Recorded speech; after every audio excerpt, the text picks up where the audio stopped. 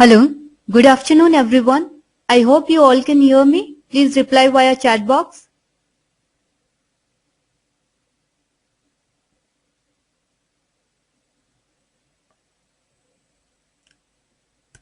Welcome to agricultureinformation.com webinar. Today we are going to interact with Mr. G.A.Balakrishnan on prospects for organic spices and herbs and their post-harvest operations. The format of the webinar will be as follows. I'll mute everyone in the audience except Mr. Balakrishnan. Then Mr. Balakrishnan will make his presentation, and after we listen to him, we can ask him our questions by typing in chat box in GoToMeeting, or you can also email me at ed@agricultureinformation.com. I repeat, ed@agricultureinformation.com. Then I'll forward the questions sent by you, and if we have time, I may unmute one or two members in the audience so that you can directly talk with Mr. Balakrishnan. Mr. Balakrishnan, I am unmuting you now.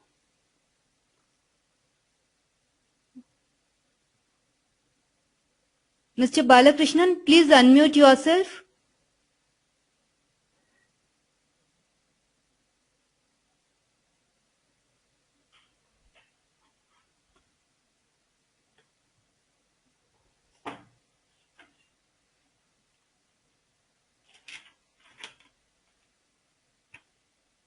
Yeah, please start your presentation.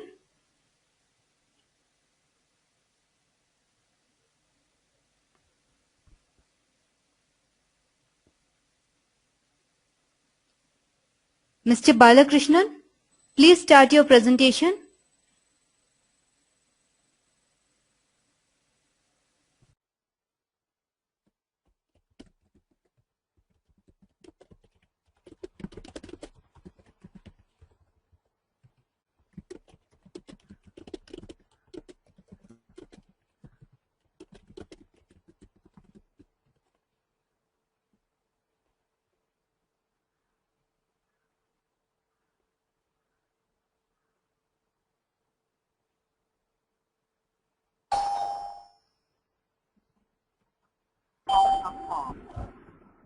Hello. Yeah, please start your presentation. Now you can hear me? Yeah. Okay. Good afternoon. My name is Balakrishnan. I am chairman of the Bhoomi Natural Products Exports Private Limited. We are located in Cochin, the southern part of India, and we are in the processing and export of spice oils and herbal essential oils to the international market. We are also concentrating on natural spices and herbs, including organic spices and herbs. We also do an amount of organic essential oils also to the international market.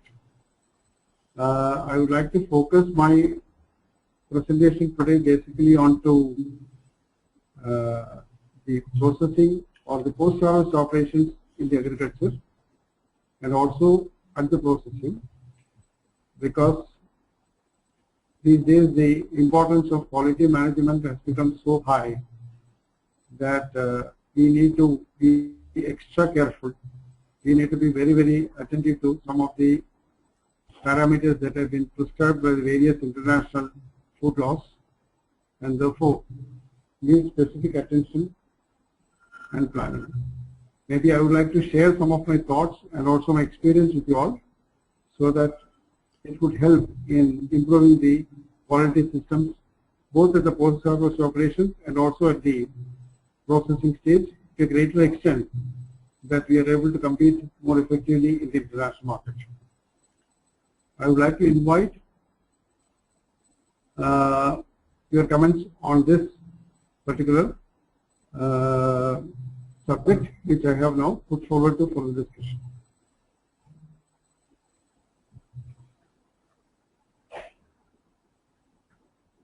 Hello. Yeah, Mr. Balakrishnan, please continue. Yeah, would somebody would like to react at this point of time? Pardon? Is there anybody who would like to react at this point of time on the subject Sir, that I mentioned? yeah, please talk on the subject. I mean, they need to get some information on it. Yeah, then they'll ask their questions.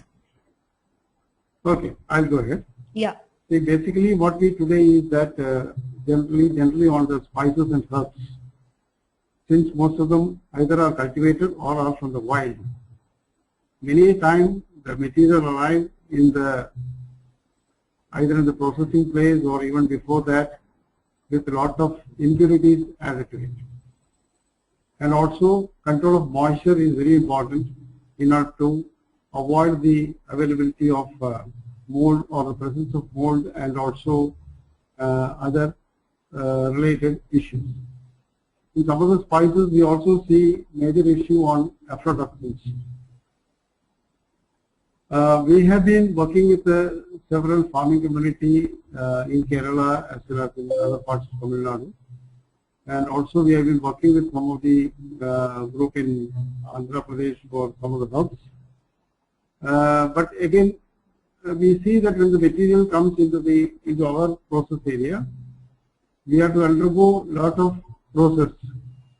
We can make it really worthwhile or we really export worth, and then only we will be able to export to the customers.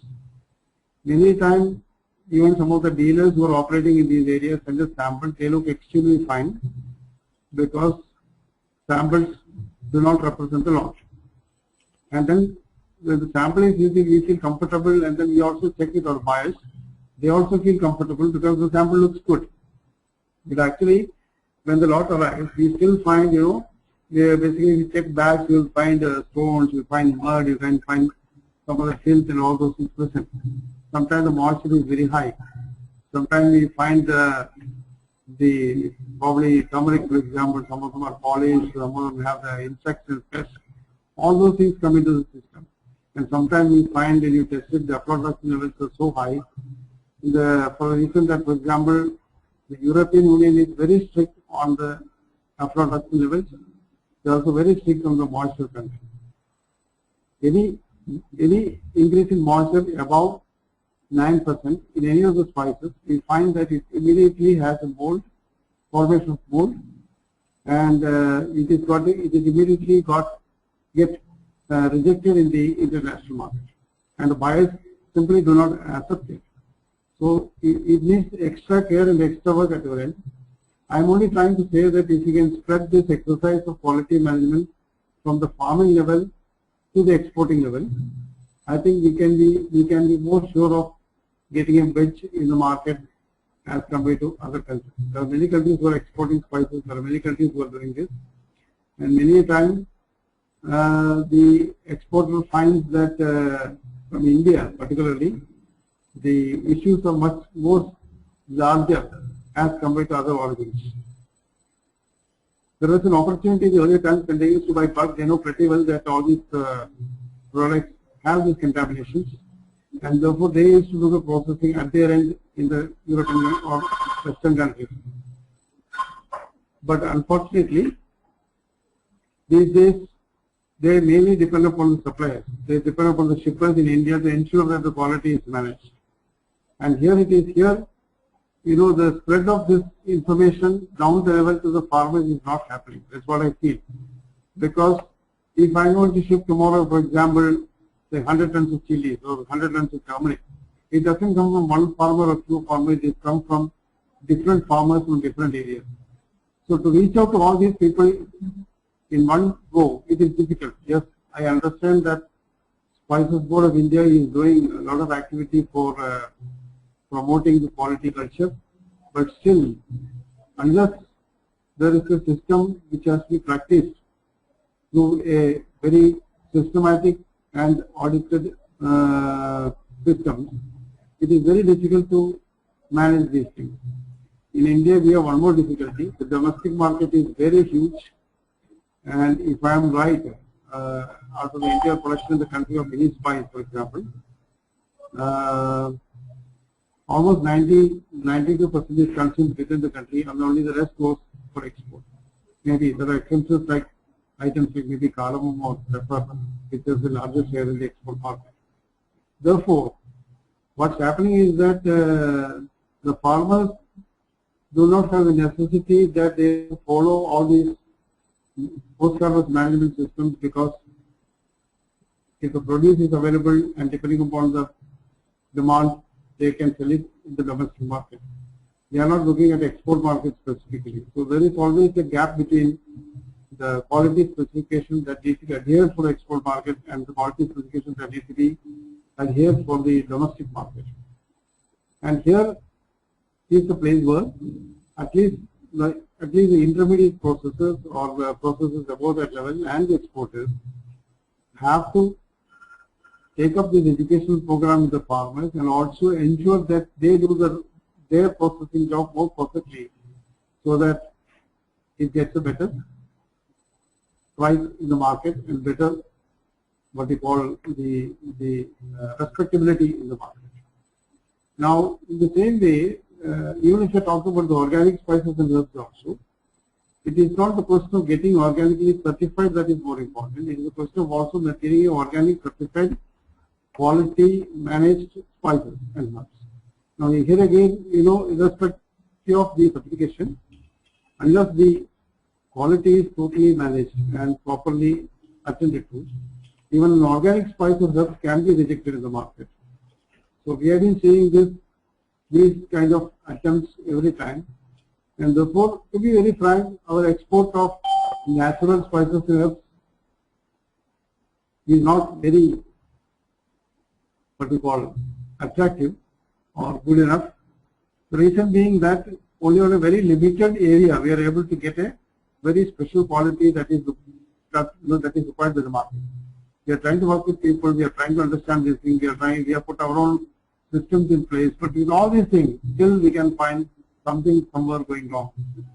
So we need to come with a 100% foolproof plan in order to win more market share, win more money in the export sales, and of course pass on the return to the farmers so that they are more comfortable with their economic systems. I think this is basically what I wanted to communicate, and I would like to get any specific questions so that I am able to give specific answers. Yeah. Thank you, Mr. Balakrishnan, for the informative talk. I request audience, please start your questions now by typing in chat box. Hello, can you repeat that? Sorry. Yeah, I request audience, please start typing your questions now in chat box. Okay, meanwhile we have a question. What should be the moisture content in the spices? Okay. Shall I speak or shall I write it? No, please reply orally. Yeah, it should be less than 10%. Definitely far better if it is less than 9%. Okay. Sunil, you can type your questions in the chat box. And okay, how to identify if the product is organic or inorganically produced? No, it is not. When I say organic spices, I mean it is organically certified. So there is a certifying agency who plays the role of, ensuring that the systems required for the organic management of the farm is fully maintained and the produce from that is certified. If you say that it is a farm where organic practices are followed but not certified, we cannot call it as organic certified. It is or organic. It is only managed in the system, but then it will not qualify to the title organic. Okay. And so how to find the market for exports? Basically, if you are an exporter, if you are going to intend to export, depending on the produce, you have to register yourself with a different council or board, respectively responsible for this commodity. Which commodity you are handling, I don't know. If it is spices, it is spices board. If it is, for example, some of the herbs, then you have to be with the Select Export Promotion Council in Calcutta. And from them, you can get information about the various exhibitions and delegations that they are organizing to the markets to visit some of the buyers or buyers and meet.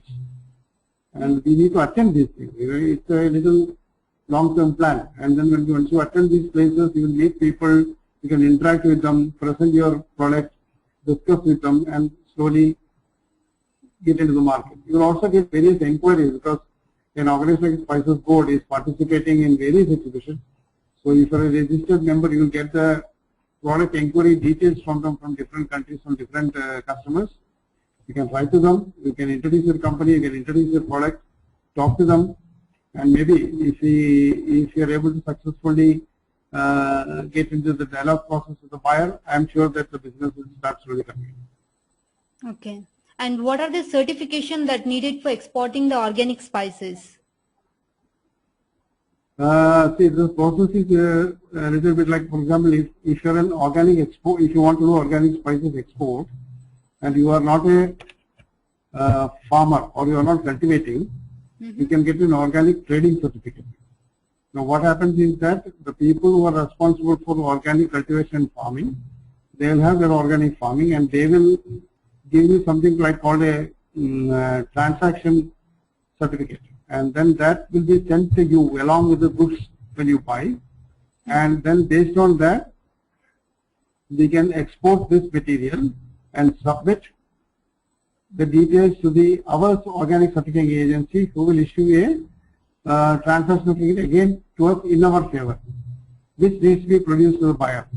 And then we need to send also copies of our certificate, this organic trading certificate, to the buyer, because he should know which certification we have, whether it is approved in their country and kind of thing. So they will look at it and they will tell you, if you know whether that certificate which you get from India is okay. And every transaction we have to give the transaction certificate so that the buyer gets convinced that what he has shipped is an organic certificate, organic product. Yeah. Okay, Satish. Which of course, apart from your getting registered with the board and having their registered license for export. Okay. Satish, Shyam, please type in your questions in the chat box. When you say license, what are the license required to sell the products in international market? No license is required. Only for exporting from India, we need to be registered with any commodity board, depending on the product. Because there are several spices coming with the Spices Board in their as per the Spices Board Act. There are 52 spices notified. So if you are exporting any of those spices, we have to be registered with the Spices Board, and that export registration is given to you for a period of 3 years. So for 3 years, you can export any notified spices within the list to any country. We don't look for any separate license for exporting. Okay. So what are the differences of exports in European countries and Asian international market? It's very simple that the food laws are different in each country. Europe is the strictest, or even Japan for that term is also the strictest in the world. We need to understand these food regulations, which is of course the respective commodity boards or councils will help us to know that. This is particularly relating to the microbial factors, the pesticide factors, the production levels, all those things are notified. So depending on the country to which we export, we need to understand and prepare the goods according to that quality regulations that is in both. If you look at Asia, for example, if you are shipping to Middle East, or if you are shipping to Singapore, or if you are looking at Malaysia, then their norms are much more simpler than norms in the quality requirements or the specifications simpler as compared to Europe. Even America is more softer. So we have better opportunity to start with working in these markets where we'll be able to, even if you have some few quality issues, they still will not land up in any problems. Okay. So some exporters, they comment the exchange rate is threat to earning profits in export business. May we know your comments? Can you repeat the question? I could not hear you properly. Some exporters comment the exchange rate is threat to earning profits in export business. So what you would like to say on this? See, it's like what you do like in the share market. Sometimes you land up into some profits because you have booked the order, for example, at the rate of 60 rupees per dollar. But by the time the export takes place, suppose the rupee has depreciated and the value goes up to 62 or 63 rupees, definitely you will have an advantage of earning 3 rupees more than what you are expected. At the same time, you booked it for 60 and the rupee appreciates to say 58 rupees, then you are bound to lose 8 rupees. Now one thing you can do is that as an exporter, you will be operating with a packing facility from any bank because you need working capital. So through this bank, for any contract, you can do a forward booking. And I say forward booking, if today's rate is 60 rupees or 61 rupees, on the same rate you can book the dollar for this particular shipment so that your value is protected. So when you ship and present the documents to the bank, you get the value. That time, if the price has gone to, spot rate has gone to say 63 or 61, you will not get it. Or it has gone down to 58 also, you are not bothered because whatever you have booked, same rate you will get it. So there is a protection element available in the fluctuations in the Indian currency, which can be managed through a forward booking contract. Okay. So say in India, who is the reliable and genuine export consultants who can assist in exports? Who export consultancy? Yeah, reliable and the genuine export consultants who can assist in exports. I don't know. That is a difficult question for me to answer because I have not seen anybody as a consultant. There are many people. Even I can be a consultant. I don't know whether I am good or bad. Yeah, but I'm telling that. You have a good experience. Yeah. See, the basic thing is that there are many people individually operate. There is no kind of a company who are there to see. If you look at the website, you find a lot of trade portals, like Alibaba.com and Indiamart.com and kind of thing. Some of them are good, some of them, but then you have to pay some membership fee and you get a lot of inquiries. But I am not sure whether all of those inquiries are genuine because there is no validation for that. You have to only take the chance. Okay. But otherwise, individually, somebody can help somebody like that way. It's not like there is a known consultancy organization who come forward and tell you that, okay, I'll get you the market, I'll get you this. No, I don't think it is available. I mean, at least to my knowledge, I don't know if somebody is operating like that. Okay. Any tips from your side? Any tips from your side? We can see, for example, anybody wants to do any export, if there is anything they want to, my email ID is there and my mobile is there, I can be always contacted and I can give any kind of support for that. Okay. There is no issue at all. And if they have a problem, for example, there are many people who want to export, they do not have the required working capital facility or kind of support they look at the financial side. Probably, if they can cooperate with us, we can assist them in exporting the commodities to our company. We have no problem, and we can share the profits with them. There is no problem with it. We can always support that. But it depends. I mean, it is a case-to-case basis. Okay. I request you to please type in your email ID and contact number. Yeah. Meanwhile, if the audience has any more questions, please type in the chat box.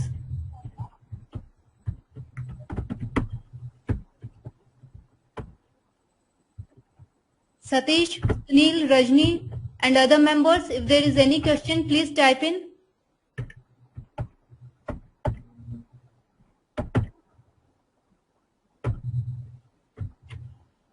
Okay.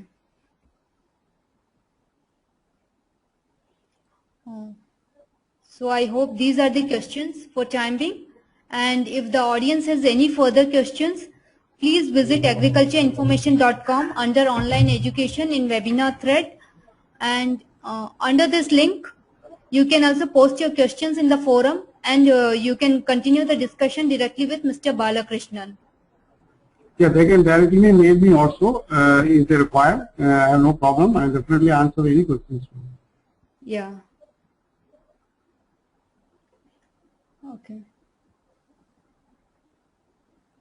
And okay, I also request to fill the feedback form on today's talk, and I would like to inform that the recording of this talk will be uploaded in webinar thread of our discussion forum. And before ending this meeting, I would also like to tell you about our website. It's www.vmgmart.com. If you are looking for any agriculture product, please visit this site.